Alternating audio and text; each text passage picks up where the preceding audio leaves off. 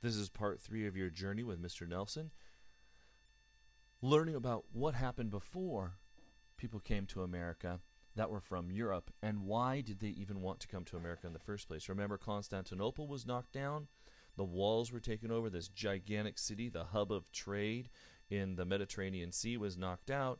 They had these gigantic walls, several different walls that they had to pierce through, and yet they were able to get into them. Here's an artist depiction of what the walls would have looked like back then. Several different layers of walls, and yet they were knocked down by Mehmed II. He is considered the greatest Ottoman Empire ruler. In 1487, so we're talking about 30 years after that happened, everyone is desperate because trade starts to collapse in Europe. People don't want to pay these exorbitant rates, and the people who had a lot of money still wanted these luxuries that came from the East, silks and spices. Remember, you're using spices to spice your food, make your food taste better.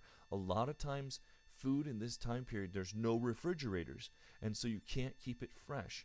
And so you hide a lot of the bad flavor by using pepper or by using salt. Salt will dry things, and pepper will mask some of the flavor of things that are getting bad. They had other spices as well. And the wealthier people were trying to get their silks and their jade and their jewelry that they were used to from the East. But because the Ottomans had taken over all the trade routes in the area, everything became a lot more expensive. So people looking to get rich, like Vasco da Gama, sailed around Africa to try and get the riches of India for the Portuguese. And he did, and they gained a huge amount of wealth. Here's a picture on their money, what they used to use as their money in Portugal. And there's a picture of Vasco da Gama and his super fancy hat. And here's another artist rendition of Vasco da Gama.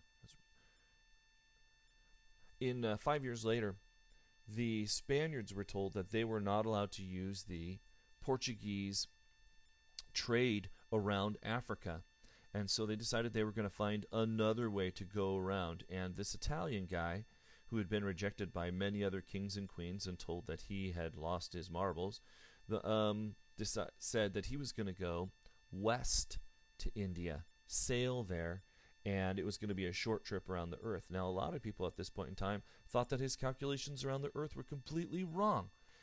As a result, they thought that he was nuts, and that going around the earth the opposite direction wasn't going to work.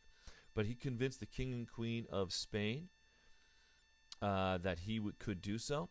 And this picture says, "You can never cross the ocean unless you have the courage to lose sight of the shore." When he lost sight of the shore, most sailors had never lost sight of the shore before. And a lot of the sailors became very afraid and thought that they were going to immediately sink. He convinced the king and queen of Spain, who had just reconquered Spain from the Arabs in the region, and they decided that they would support Christopher Columbus, or Cristoforo Colombo, as they called him, and to go to India to try and gain wealth, start a new trade base. Here's a picture of him. "For the excursion of the voyage to the Indies, I did not make use of intelligence, mathematics, or maps." What is that? What did you use?